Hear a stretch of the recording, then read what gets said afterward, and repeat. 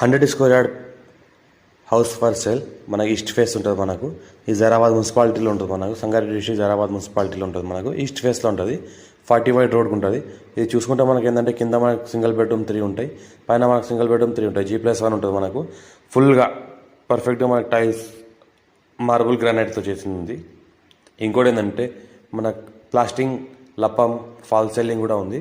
మంచిగా quality tiles వాడడం జరిగింది, క్వాలిటీ మెటీరియల్ వాడడం జరిగింది. అంతా మనకు పర్ఫెక్ట్గా వర్క్ చేయడం జరిగింది. ఎలక్ట్రిసిటీ కానీ, మనకు ప్లంబర్ వర్క్ కానీ, పెయింటింగ్ వర్క్ కానీ, ఇంటీరియర్ డిజైన్ కానీ పర్ఫెక్ట్గా చేయడం జరిగింది. మనకు అర్జెంట్ సేల్కి ఉన్నది. ఇది 55 lakhs చెప్తున్నారు. 100 స్క్వేర్ యార్డ్ పైన ఉంది.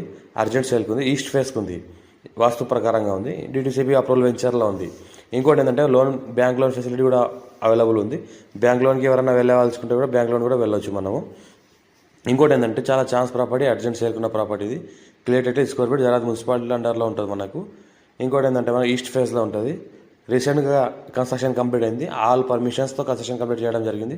మున్సిపాలిటీ పర్మిషన్స్ అంతే ఉన్నాయి. DTCP రీసెంట్ పర్మిషన్ ఉంది, రేరా పర్మిషన్ ఉంది. ఇంకోటి ఏంటంటే మనకి ఇండిపెండెంట్గా బోర్ ఉంది, ఫుల్ వాటర్ సోర్స్ కలిగింది.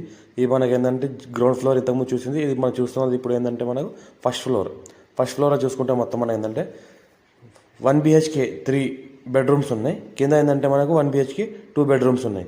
రెంటల్ పర్పస్ కూడా ఇచ్చుకోవచ్చు. మనం రెంటల్ పర్పస్గా ఇస్తే కూడా మనకు 1 BHKకి ఏంటంటే 5,000 మినిమం ఉంది.